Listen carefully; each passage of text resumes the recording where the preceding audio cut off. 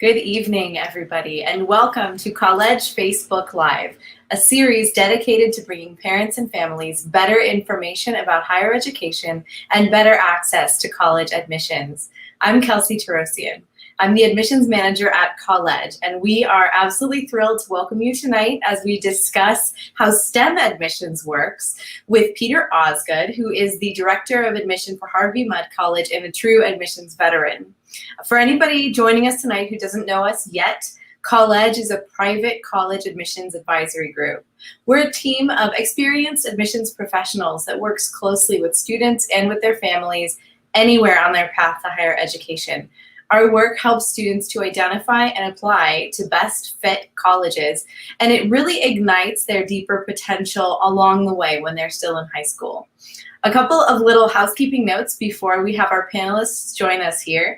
First of all, as our goal is to reach as many members of the community with the information that they need, with the information that you need, we would really appreciate it if you'd hit the like button if you're finding this useful so that we know how we're doing. And please feel free to pop any questions that you have into the comments box as we go.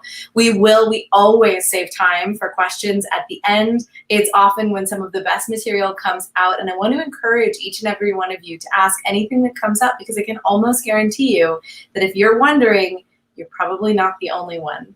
So without further ado, I'm going to invite our panelists to join the stream. First, I'd love to introduce Jenny Umhofer, who is our owner and founder and our host tonight. Hi, Jenny. Hi everyone. And now I'm very happy to invite Peter Osgood, who is the director of admission for Harvey College. Hi, Peter. Thanks for joining us. Greetings. I'm excited to be with you all. Yay. So if anybody doesn't know Peter, then shame on you. Just kidding.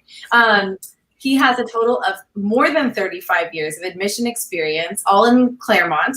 He began at Pomona College, which is in fact his alma mater, very impressive. And then he switched to Mudd 22 years ago. So not only is he our director of admissions, but he's been there for a while. He really knows his stuff. He also is a parent. So he's observed and given gentle support to his two sons who applied and attended liberal arts colleges, small ones out of state, not Claremont. And he is also shared with us a closet history buff and really loves to laugh, especially when people laugh with him. So tonight promises to be a very engaging and friendly, warm talk. So I'm going to let you two get to it and have fun. Thanks so much, Kelsey. So welcome, Peter. I am so excited to have you on the show tonight. It seems like it's been a million years since we worked, sort of next door to each other, waving through the windows when I was at Scripps and you were at Harvey Mudd and still are. I want to talk to you a little bit about how STEM admissions works tonight. But before we get too deeply into that topic, I'd like to ask a little bit about, some of the concerns that families have right now seem to be pointing towards questions like how admissions will evaluate applicants without tests, how colleges are handling online learning, and what to write about in light of the COVID-19 challenges. Do you have any advice on how families can sort of tackle these questions and stay focused on the admissions process before we get too far ahead of ourselves? Well, I think there's just so many things that are different this year, that if there's ever been a year where admission counselors need to be generous, to give a lot of benefit of the doubt, this is that year. It's also an uncertain time for us, because normally I would say we don't really know what our applicant pool is going to be like. This year, I really mean that, because one of the things that's really important, particularly to a small undergraduate residential college, is getting people to come to the campus and get that feeling of inspiration, like this could be home for me. And students haven't been able to do that. And let's agree that doing something on a computer monitor is hardly the same thing as the feeling of vibe of place that you would get from being on those colleges. So I don't know if that means that students will apply to more colleges, more local colleges, only to colleges they've only heard of. I don't know, but it's going to be an uncertain time. So, and then from the student's perspective, the tests, who's Don't put yourself in harm's way to take this this test. You don't need to do that. Whatever your school decided to do with your grading, we will accept at face value. How can we challenge what the school decided in a pandemic? Connections with teachers, much harder to make. The opportunity for students to evolve into leadership positions in their 11th and 12th grades, undercut. So, we're gonna try and get a better sense of the students' attitudes, what how determined or creative they may be, and if there's information about how they dealt with these circumstances, we'll pay a lot of attention to that. So it sounds like you're really saying that in the admissions offices, that there really is room for a lot of different, sort of professional judgment, or, a holistic, you're going to be looking at a lot of different factors, and you're going to be very understanding about no tests, changes in grade situations, and it's going to be an interesting year, but a year that maybe perhaps admissions officers will have more compassion and more understanding. I believe so. And I think it's going to be harder on us to do the very close reading that it will require to try to unearth the students' attitudes and values and how well those match up with our respective institutions. Kelsey was talking about fit, and that's a huge part of this. Absolutely, for sure. So before we get into the topic of how STEM admissions works, I'm wondering if you could tell us a little bit about STEM. It wasn't a term that we really used when I went to college, and it seems like a relatively recent concept. What does STEM mean, and why is it important? Yeah, well, STEM, the acronym is Science, Technology, Engineering, and Mathematics. It's sometimes referred to as STEAM, where they put A for the arts in there because there's a significant creative component to going into STEM and educating and performing STEM as a career. So it really is the sort of the combination of those disciplines. It could be engineering, it could be something in technology, more computer related. It could be your physics course for the string theorists of the world. It's mathematics, which is at the center of just about anything. Math is the language of science, so it's going to be involved however you go about it. Excellent. That's great. So tell me the story of STEM at Harvey Mudd College. Well, Harvey Mudd I mean this affectionately, but we're a goofy school. We are an undergraduate only, high-powered STEM school that is pedagogically a liberal arts college. So the way we teach computer science and engineering, our two most popular majors, are with this liberal arts philosophy, which is meaning you have to understand things from fundamentals. You do a lot of communication about it. You see connections across disciplines, things like that. It's a little bit different from perhaps what many people think might be the classic approach toward STEM, where you just focus on your major and zoom and go as deeply as you can, as quickly as you can, and grind through your education.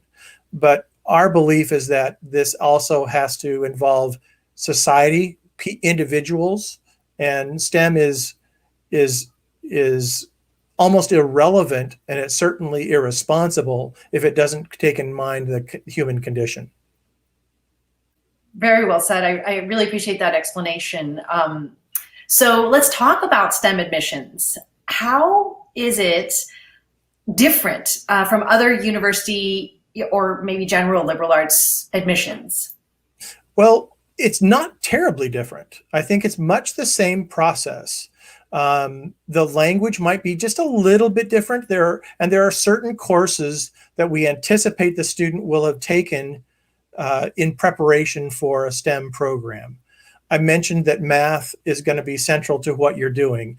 Not everyone is a great mathematician, but you're going to have to manipulate it at least. And it's better if you actually understand it beyond being able to manipulate it, so that you can, well, you can see there's a shade behind me, a small screen. if you could pull back that screen as a mathematician and see what's behind it and see the biology or the physics or the engineering problem behind it, because you can understand the math so well, that's going to put you in a great position. So it's not about who's gone the farthest in math in high school, but who's got the best control of the fundamentals. Then I would also say that physics is the building block of all the sciences. Chemistry is the glue that keeps all these things together. Biology is actually the most derivative science because it leans on all these other components. And the computer is just going to be ubiquitous. And engineers are primarily problem solvers, and they work best when they have the most constraints. So all these things fit in nicely together. And so our education makes sure that every student has all of those pieces before they choose a major. And one thing that's kind of interesting about Harvey Mudd is that we will not allow a student to select a major even in their first year. Interesting. Yeah. So tell me more about that philosophy. Well, this is part of our mission, is to make sure the students have a broad math and science education and then understand the impact of their work on society. This mission statement was actually written by our first president, who had been a physicist who walked away from the Manhattan Project. Wow. So this idea to have a responsible approach towards STEM, but it starts with understanding it, the bigger picture, and then making it wise choices and approaching it more systematically toward a particular end that resonates with you, where your talents and interests most lie, rather than making a guess. I think I want to be an engineer and I don't know enough about engineering, so I'll choose, I guess, electrical. How is a high school student supposed to know that they want to be X kind of an engineer? I think that's a horrible way to force a student into an education. I'd also argue what many high school students think is biology and what our faculty think is biology, those are not the same thing. So we want students to make a better informed choice, and we want them to see connections between disciplines, which is back to that liberal arts philosophy. Sure. It's very unique. I'm wondering, are there courses that you think students should have on their transcript or have taken in high school, specific courses, if they're going to apply to a place like Harvey Mudd? So, well, what I'm going to start with Harvey Mudd. I'm going to broaden it. So right. Harvey Mudd is in a fortunate position that we deal with some very high achieving students with a lot of ambition and strong records. So, and the way our curriculum is established, students must have had at least calculus before they start their first year. Our first chemistry course is calculus based. They need to have had physics. They need to know that distance is rate times time, because their first physics course is actually special relativity theory. They need to have had chemistry, right? So, but there are a lot of colleges that say you don't need to have all those things that Harvey Mudd requires, but you need to have a good, reasonable depth of background in math and the sciences for what this program requires of you. So I would say that another course that's really important and may surprise your audience is actually English, because the students may be surprised by how much emphasis we're going to put on being able to communicate, by able to read closely, and that's going to be a premium for us as well. Great. So high-level English as well as the sciences and math. Sounds yes, like. But I don't need students to take every single AP course known to man. I mean, some of these students go to high schools where students would take AP lunch if they could. And we don't need them. We don't need them to kill themselves to do this. You need to be well enough prepared to manage a rigorous academic program. That's all we need. Yeah. And we can get you there. But a bigger question for us, to be honest, is how you're going to work collaboratively. And a bigger question for us is how well you're going to lift other people, and how good you are at problem solving rather than getting always the right answer. Wonderful. So collaboration is also considered, and perhaps something that you're thinking about as an institutional priority. Yep. as you're reading. It's our culture. It's our culture. I mean, one of our faculty members describes us as the geek Marines, right? Don't leave anyone behind. And the first term at our school is pass no credit. So it removes a lot of the grade pressure competition between students. But we are nothing if not collaborative. Now that's our model.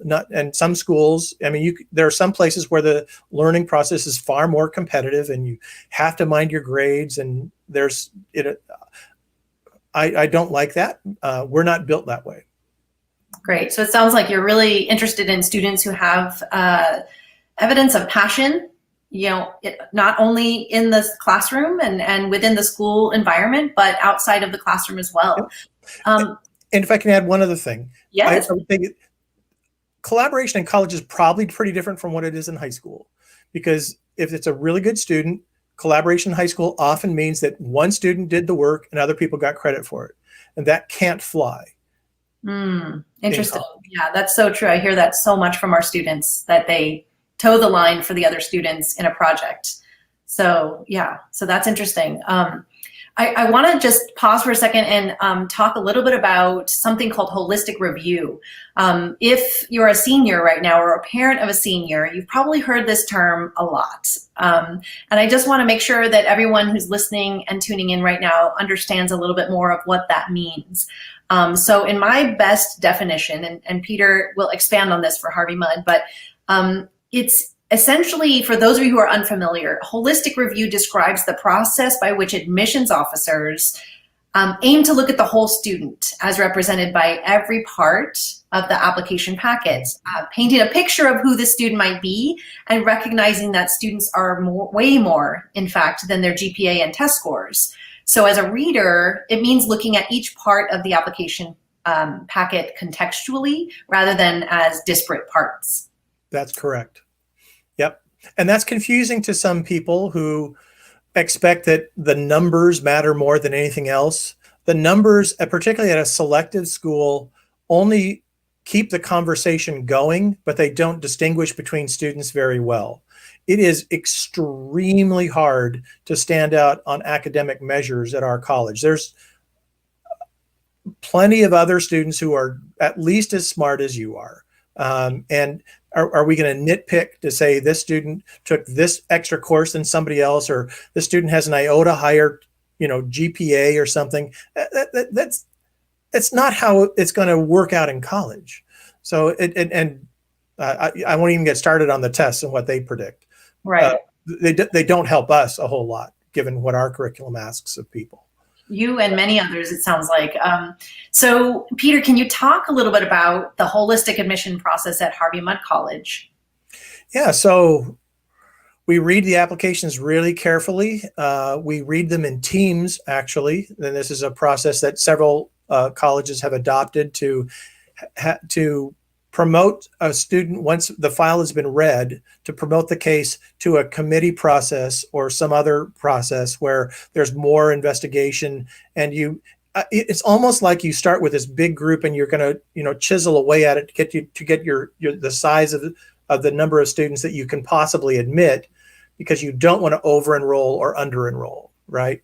So it's a matter of being incremental in that process, but it also means you have to understand, you said it correctly, Jenny, it's about the context, and students' learning and living experiences will vary. And I think we also, as readers, have to be cognizant of our biases and make sure that we're able. That's part of the reason why when we read in teams, Jenny, if you and I were reading together, you might say, Peter, did you notice this? Or I'm hearing you say this, and is this really fair? And I need to be confronted by that because I can't see what I can't see. That would be great. I would love to read with you. I'd love to challenge and go to bat for my students. Well, and I want a junior member of our staff to be able to challenge me. Yeah, absolutely. I don't want it all to be.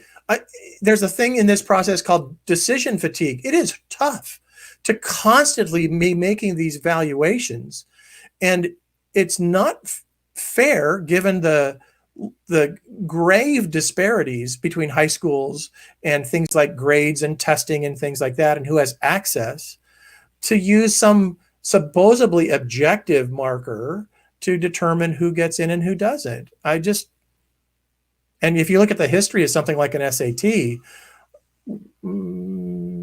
problematic.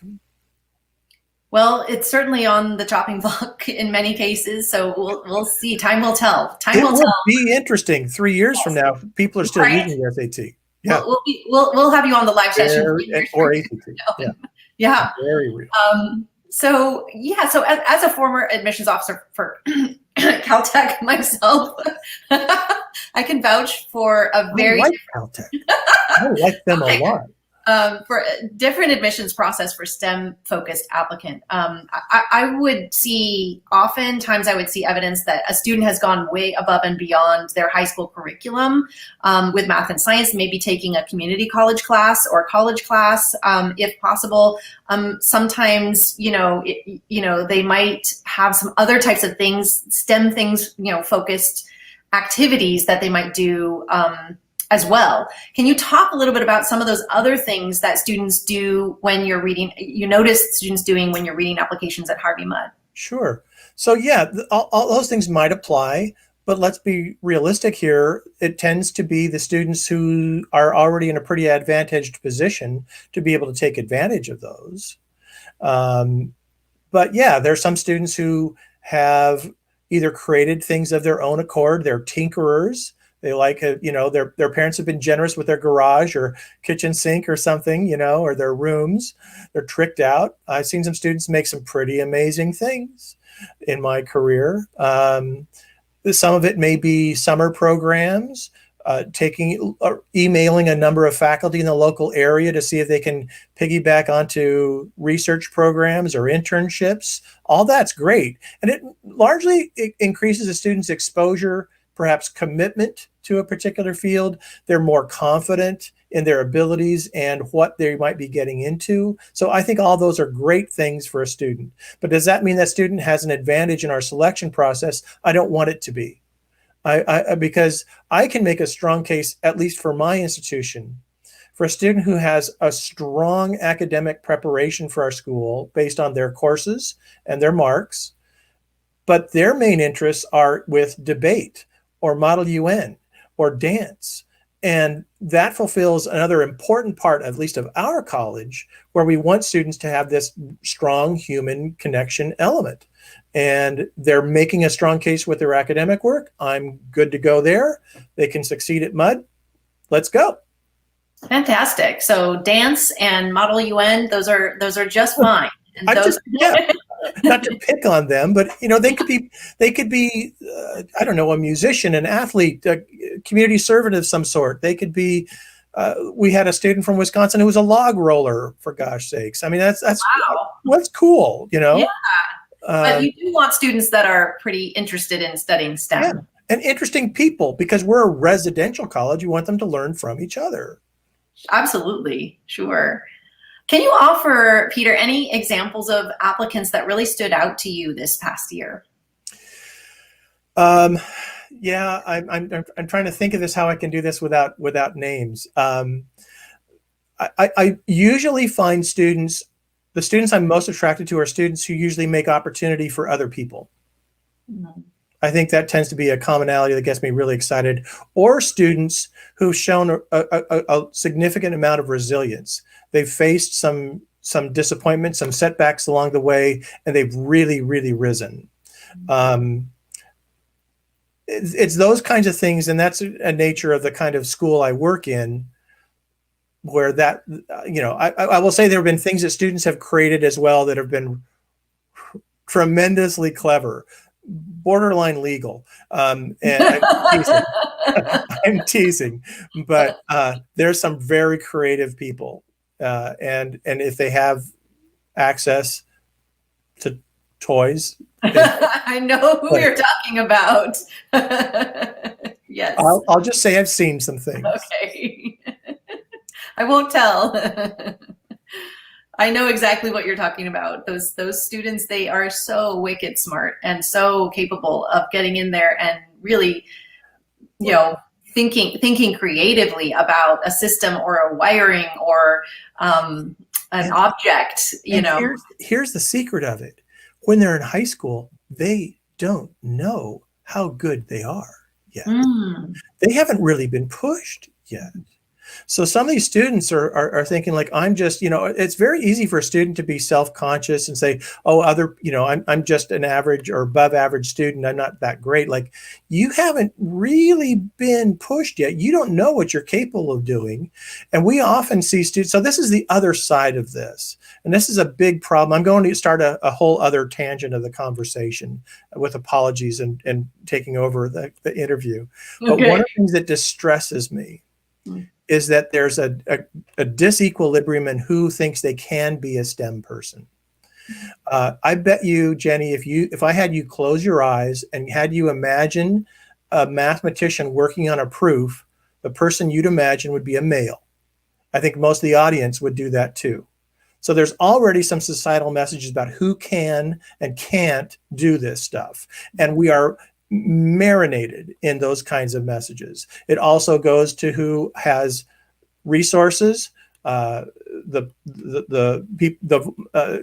Black, Latino, Native students are not included in this often, and that's a big problem.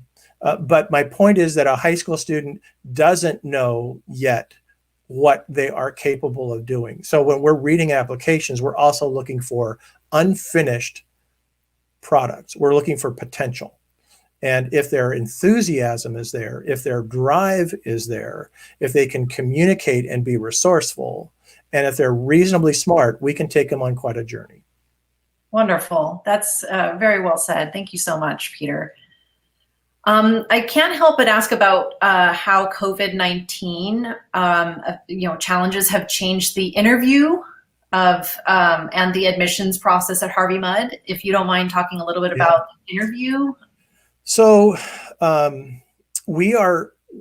our interviews, we largely are shifting them to having our own students do them. I think we used to do interviews primarily on campus, and when we would travel I would go to Washington, D.C., for example, and do a bunch of interviews while I was traveling there, but only for that short window of time that I was there. But now people who are from Detroit can interview with us virtually, right? So, and one of the things that's rather interesting to me is that more people have engaged us who are not from our local environment, but are actually from pretty far afield. That's interesting to me. But we actually have our own students who are trained, they're seniors at our college, who are trained to do the interviews, and alumni, so that our staff can be liberated to do almost anything else we're trying to do. Takes like 2 or 3 times more effort to get it done in this environment. There's just so many steps and protocols involved. But the interview is done virtually. We give it more time than we used to because we don't know how much the student might know about the college, whereas in the past they would have come for a tour, had an information session, maybe sat on a class, and they already know what they're getting involved in. Whereas a student drops in for an interview now, they're like, sounds like it's a pretty good school, I guess, and we have to start the conversation from a more basic level. So we're giving it more time. I would also say that interviews are not something that we expect from every applicant. My own experience with my own sons is that colleges have very different approaches to this. A school that's got a school like the one you attended, could they possibly interview even some reasonable fraction of their applicants? No way. So they're not going to do them. Some colleges take an approach like, don't call us, we'll call you, which is a bit threatening. If they don't call me, what does that mean? I'm out? Or does it mean they're really sold on me? I don't know.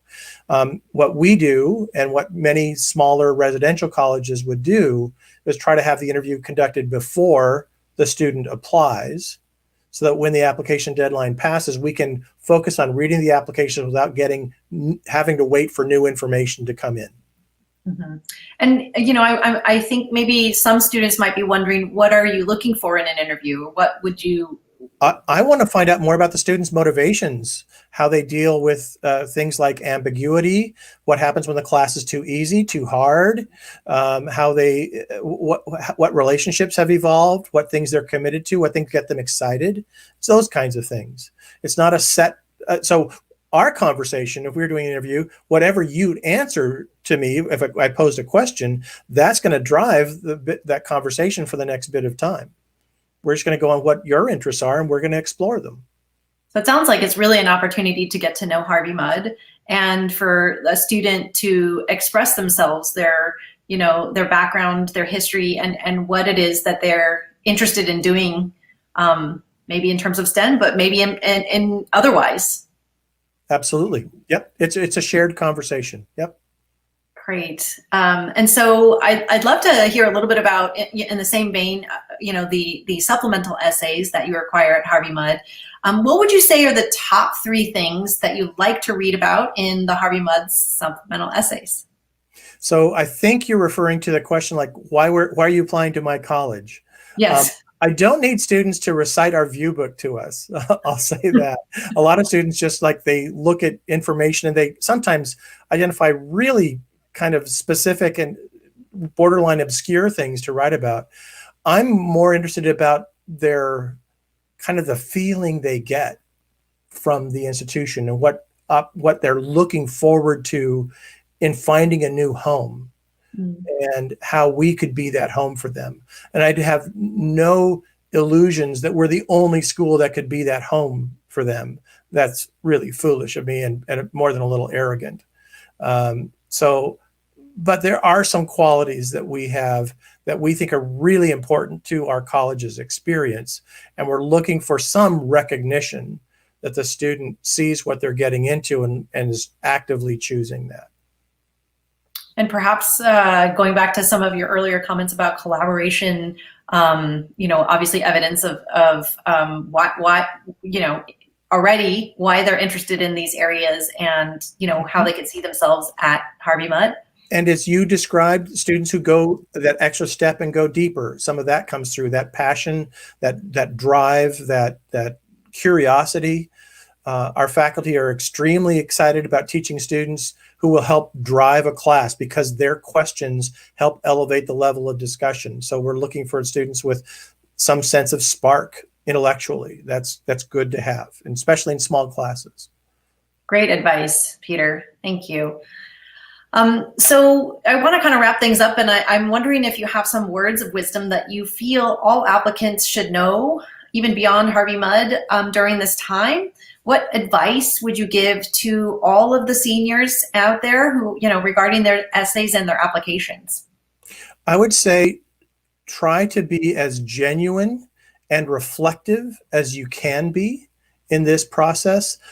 We're trying to get sort of an honest read on this individual, and the more the student tries to communicate things they hope that we're looking for, now it begins a chase. I'll present myself this way because I think they're looking for this, and I think they think of it, and then it becomes a who thinks what, and that doesn't help.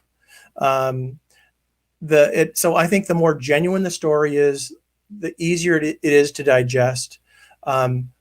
The second is that you students will find a good home next year if you do a good search for colleges. It may not be the school that you think is perfect for you, but it could become that if you give it an honest chance. I have a third piece of advice. Once you get to college, whether it's a really big university or a small college like Harvey Mudd, invest the time in a relationship with a professor. Why? Because you might have your eye on an internship or a research program, and you'll really distinguish yourself from the other applicants if you've got a professor in your pocket. So invite them to lunch. Get to know them. They're human beings, it turns out. And they're actually some interesting people, and they want you to grow. So do it. I mean, just they have an email address. They have office hours. Make yourself available. Go and hit them. That's what they're there for, right? Speaking of which, Peter, if students are listening and parents are listening and they'd like to learn more about Harvey Mudd College and maybe connect with you, we have put your email address in the chat box. Is that the best way to reach out? Yes, and Kelsey has also been wonderful in posting all these links to things that students may do or parents could do, I suppose. It'd be kind of odd for a student or a parent to do an interview. I don't want to admit the parent. The parent's probably gone to college already. Don't know that, but possibly. But there are ways for students to engage us, to learn a bit more about our community and about our approach toward education, which is very intentional and very structured. It's not the, hey, I'll just take whatever course I want anytime I want. We're like, no, you won't. No, you won't. We've got an idea about how we want to educate you. Wonderful. Well, thank you, Peter. This has been so helpful. I am really, really excited to have you tonight. And I'm going to invite Kelsey back to the studio, and she's going to field some questions for us. Okay. Hi. I just have to say before I get started on questions, Peter, I'm so inspired by Harvey Mudd College and also by you. Honestly, your belief, your care for these students, and your obvious deep belief in the ethos and the educational model at Harvey Mudd is truly something to be admired. And it sounds like you have found a great fit. You found your best fit college. Yeah. It took me a while to figure it out, though. Mm-hmm. At first, I was like, "Oh, this is just, because I'm not a scientist, and I didn't relate as well to some of the. I mean, I would have these interviews with students, and they start talking about processes, and I would like put on a radar dish and start spinning around, like I do not know what you are talking about. And I would say, "Well, how do you feel? How do you feel about things?" They're like, "Feelings, But turns out that these are human beings, and we just have to engage them on that level. So. But it's what I've found. I'll share with you two stories, and this is part of the reason that I'm so enamored of the school. First, as a student, first-year student, staying up late to do some homework, get ready to turn out the light. Notice his roommate is still up. Why are you still up? I was staying up for you in case you needed some help. Oh. What? Wow. Okay. Second story. There was a student we enrolled years ago who had was homeschooled and had some learning differences, and having a lab partner, which almost certainly you will have, right, to do lab experiments, was throwing the student off. So a professor gave up an afternoon a week to help the student through lab. Wow. And that kind of dedication and mentoring I think it's special, and it's inspiring to work at a school where people care about their community members, and that's I'm for incredible. that. That's a All great. my chips are in for that place. It's a great story, and I have to say, I mean, over and over, that's the clear distinguisher from you being so honest that this is an unsure time for admissions officers. It should reassure everybody that admissions offices are in fact full of real people. We're looking for other real people, real 17-year-olds or 16-year-olds or 18-year-olds, and that professors are real people. So don't be scared. It's not so much of a barrier. People are wanting to help. They want you to reach out. So I think that that's always the big takeaway for students and parents alike is these are human beings, and you can reach out to them because they want to help. They're not in education for any other reason than that they love education. So thinking about, so much of what's going on right now, there's so many concerns around inclusion, access, equity, diversity. You brought it up as a concern for this year's class. At Harvey Mudd, I'm wondering, you shared a little bit, but what are some of the underrepresented populations in STEM admissions? I'd love to hear a little bit more specifically.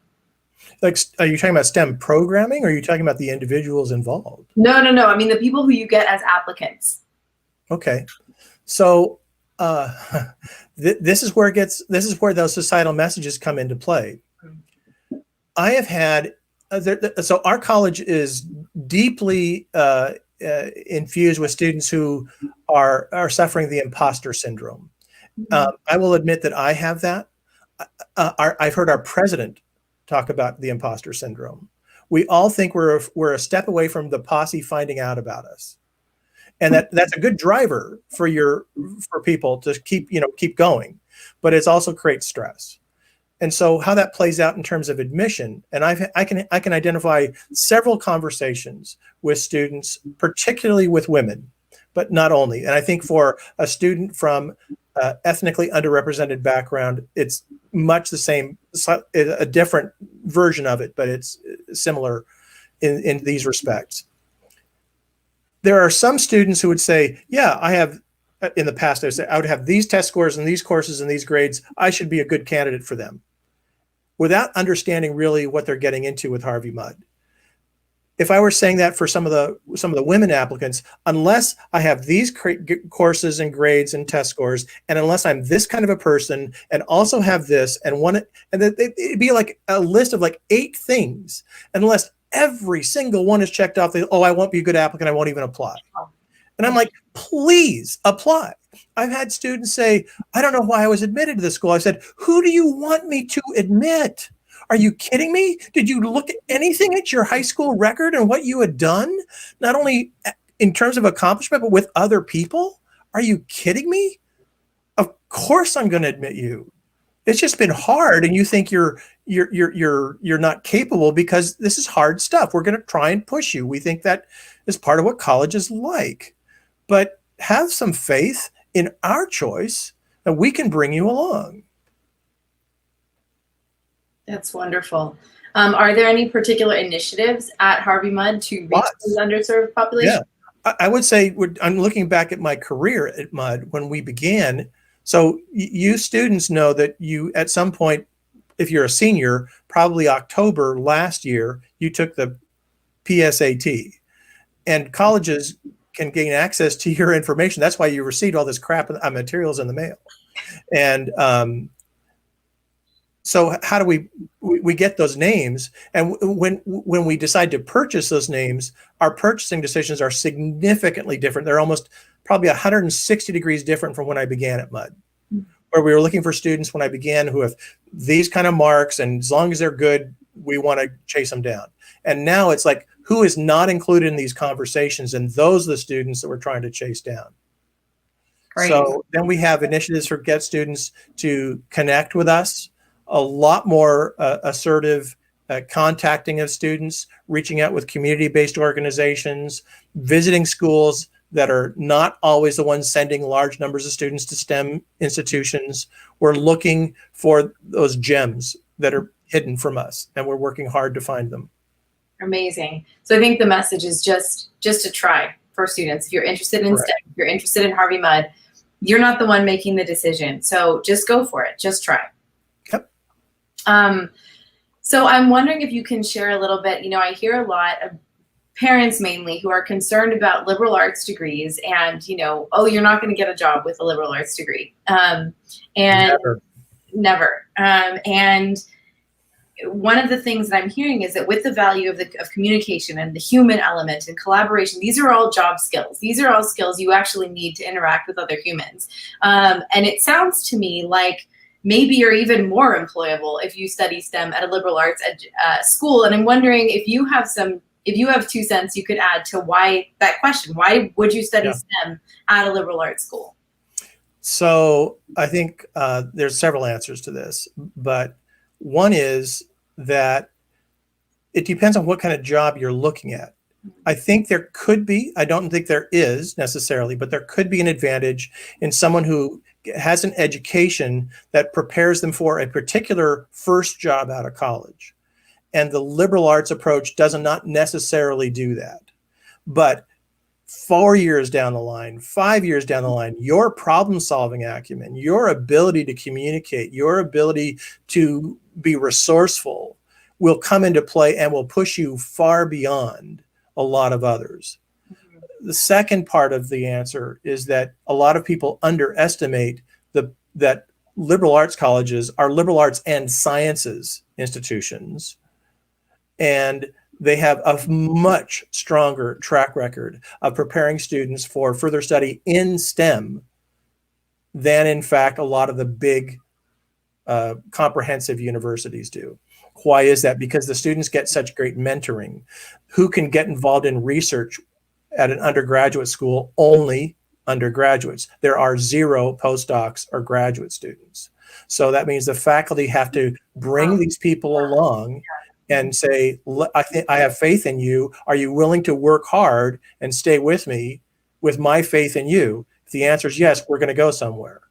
And the student gets, it's like a pool of fuel, and you just got to strike a match into it. Interesting. I mean, I am not a person who studied STEM, but I have to say, when I imagine that kind of an opportunity, that kind of an immersive inspiring, connective STEM education. I get chills. It sounds amazing, cool.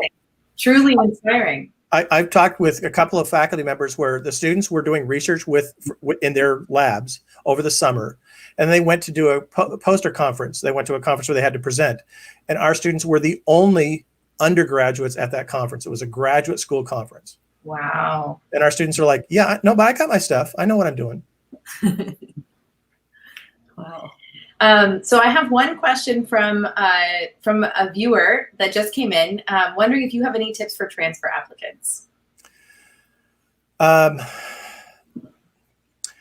Harvey Mudd is not a transfer-friendly place, unfortunately. I coordinate transfer admission. I really don't have any other way to express it than that. And that has to do with the nature of our curriculum and the expectations we have for previous courses taken, and almost necessarily corrupting whatever your current college is asking of you. Mm-hmm. There are other schools that have far easier pathways. And so I think for a student from whatever college, whether it's a 2-year or 4-year college, who's looking to make a change, having the relationships with faculty come even more into play, because a recommendation letter from a faculty member is going to be, I think, is going to be extremely influential in our assessment of a transfer student. Certainly their marks and what courses they're taking. But I think if we have someone who can tell us what they're like in class, I'm going to pay a lot of it, especially if it's a not so much well written, but a meaty letter, right? Rather than the student was in class and got this kind of a grade and I saw them twice, thanks. But if there's a relationship there, that can help. Awesome. And I have just one final question for you. At Harvey Mudd, I'm wondering, with such a STEM heavy emphasis, do you have a foreign language requirement? Yeah, Python. Awesome. No, we actually don't. Although I will say that the area of the curriculum, so we require our students to take a little less than a third of their courses in fields outside of math and science. And the area that has grown, the two areas that have grown the most rapidly in terms of student interest and demand have been in the arts and in foreign languages. Wow. That's excellent. Wow. That's really cool. Yeah, and it kind of bleeds into linguistics.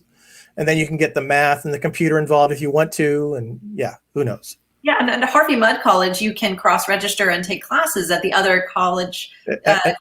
And almost certainly will. I mean, we like to measure things. How many of our students do not cross-register? That number is 0. So wow. Yeah. Wow. You could be a statistical anomaly, but my bet is that you will. All right. Well, we're over. I want to say thank you, Peter, for your extra time, and to everybody else for staying on with us. I know it's been so exciting. And I want to, I'm going to go through our kind of closing blurb, but I want everybody to hang out and stay. And if you have questions, please still pop them into the comments box. I'll try to squeeze them in. So I want to thank everybody. I want to thank you, Peter, for attending tonight. And I want to make sure that everybody watching is getting access to our wonderful free community resources. So please make sure that you follow us on Facebook. We're going to have one more of these, which I'll tell you about in a moment. And I want to ask that if you feel like tonight was helpful, and if you feel like having access to these free resources valuable, please consider sharing your kind words with others on Yelp. It really helps us get the word out. And with our goal to reach as many people as we can right now with really valuable up to the moment information, this is the best way that we can do it. We want to let you know about a couple of free events that are coming up. For students, we have our next essay webinar, How to Edit to Perfection, which is this Sunday, the 4th at 6 p.m. for 30 minutes. If you're writing essays, and I know you all are, and you're almost done, you don't want to miss this. I'm going to put the link to sign up in the chat box right now. They're free and open to the public, to the community. So even if you're not writing essays, you need to let anybody you know who's stressed out and doesn't know how to edit, because editing your own work, it's tough. Peter, you can totally come. I'm going to reserve you a ticket. I have something I want to add. Okay. I do believe the essays are important, and I think they'll take a little bit greater importance this year.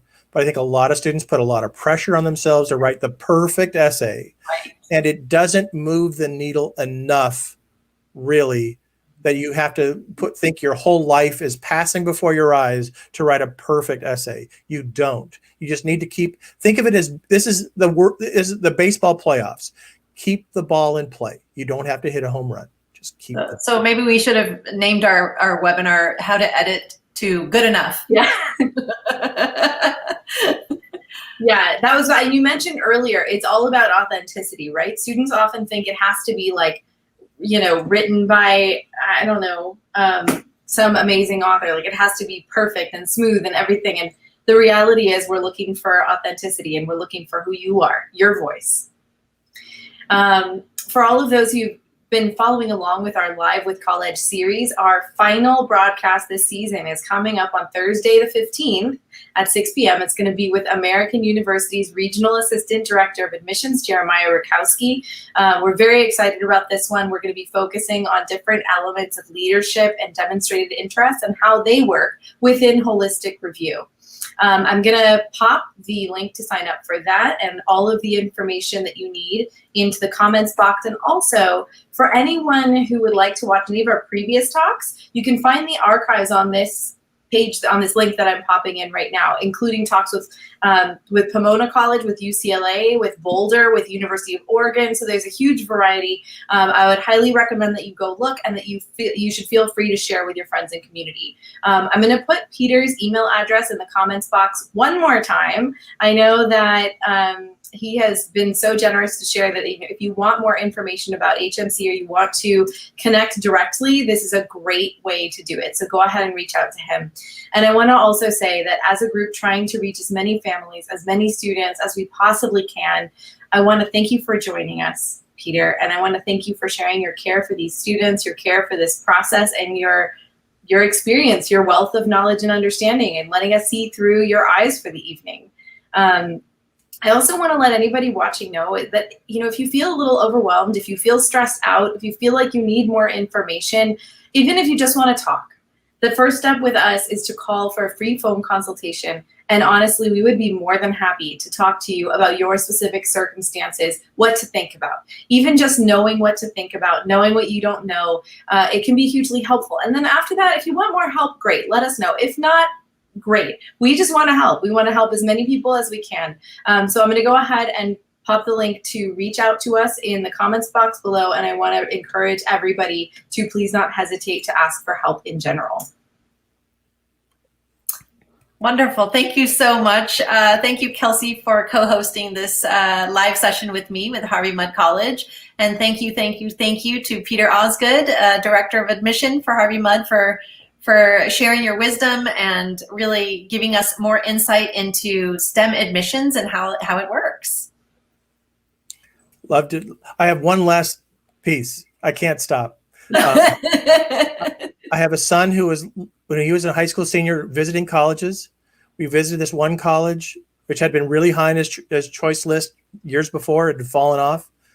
How did it go? Great. I did all these things. Wonderful people. Great class that I sat in on.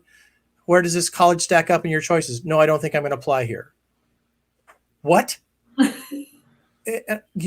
Excuse me? Do you mind helping me with this? And he said, because this college is much like who I am now and not who I want to be. Wow. So think about that, you students. You're not going to stay in the little bubble you're in right now. At college, you're going to be in a whole different community. What do you want to become? Excellent. So well said. That was great advice. Thank you so much, Peter. Well, keep hanging there. And Jenny, big hug to you from all those years. Big hugs to you too, Peter. Bear hug. And Kelsey, you've been delightful. Really. Oh, likewise. Oh, you're welcome. Thank you for joining us and letting me get to know you. All right, guys. We'll see you next time. Thanks so much. Good night.